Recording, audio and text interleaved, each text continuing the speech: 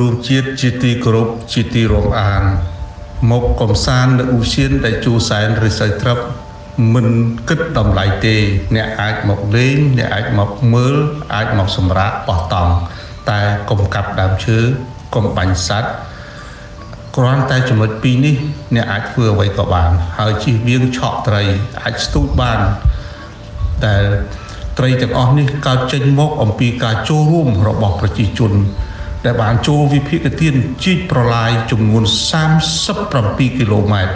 ដូច្នេះអាចមកកំសាន្តបាន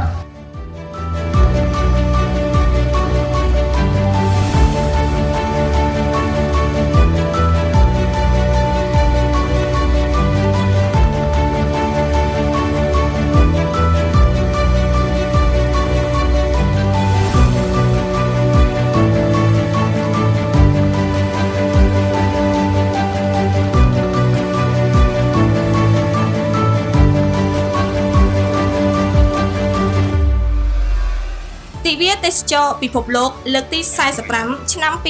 2025ក្រោមប្រធានបទ